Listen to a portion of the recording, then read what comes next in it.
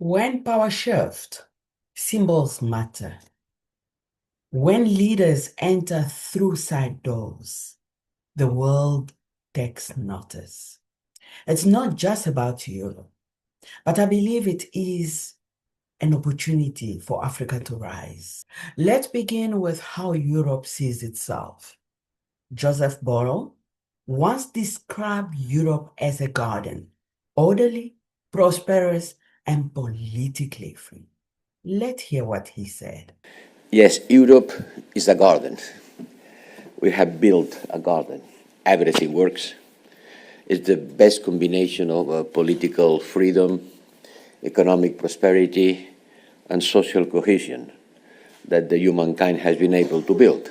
There's three things together. Powerful word, but today that garden is drying up. Political freedom is strained. Economic prosperity is uncertain. Social cohesion is cracking. The garden is no longer untouchable. The gardeners are looking for protection.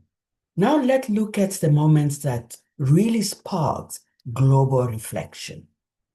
EU leaders arrive in Washington to support President Zelensky.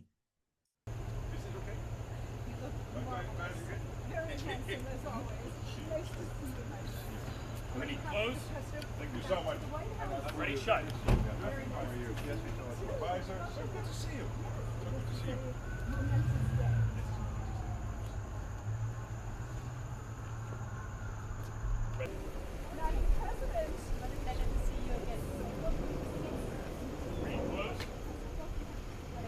Ready, shut.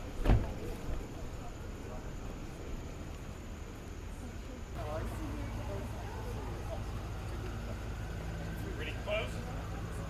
Ready, shut.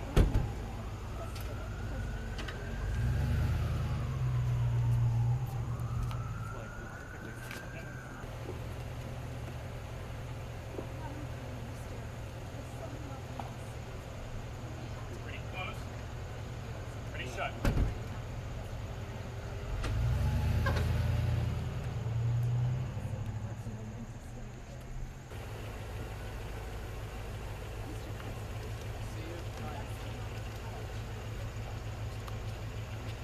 Ready, close.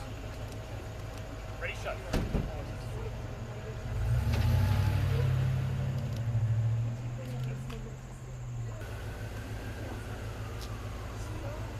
Ready, close. Ready, shut.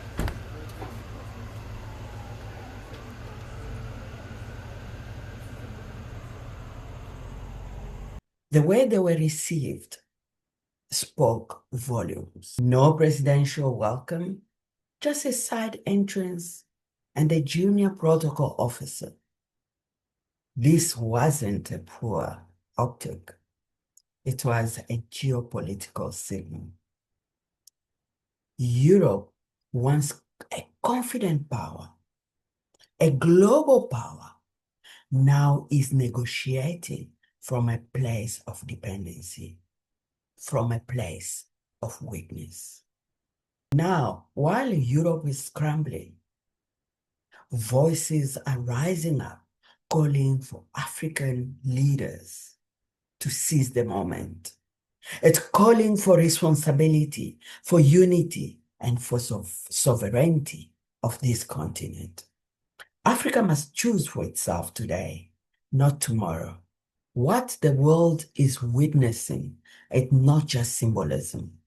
It is a strategic opening. Europe leadership crisis is not just a European problem. It is actually a signal for Africa. It is a signal to rise, to restructure, to reclaim its place in a global affairs. For decades, Africa has been fragmented by design. I'm sure we all know. Even after independence, external powers continued to pull the strings. They resisted Africa's unity. But today, the opportunity is given to Africa. The opportunity is here for Africa to lead. Let's imagine We have just seen European leaders behind Zelensky at the White House, negotiating on what they feel is important to them, not only for Ukraine, but also for Europe. They went as one. They are negotiating as one. They're speaking with one voice. Now let's just imagine if the African Union stood behind South Africa in its trade negotiation with the US. Imagine Africa negotiating as one, defending its market as one, protecting its resources as one. I'm sure the results would have been different. For the Agenda 2063 to happen, Africa needs to unite.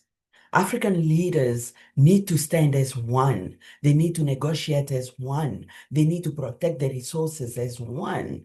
Through that unity, African leaders will be able to build institutions rooted in African priorities. The world is becoming multipolar. Africa needs to rise as a power that will inspire the world. And not only that, as a power that will protect its people and will protect its resources. From there, Africa will be able to negotiate as an equal partner with the rest of the world. Otherwise, others will continue to define Africa's future. This is the time not to walk through side doors, but it's time for you to build your own house so you can walk through the front door with dignity, unity, and purpose.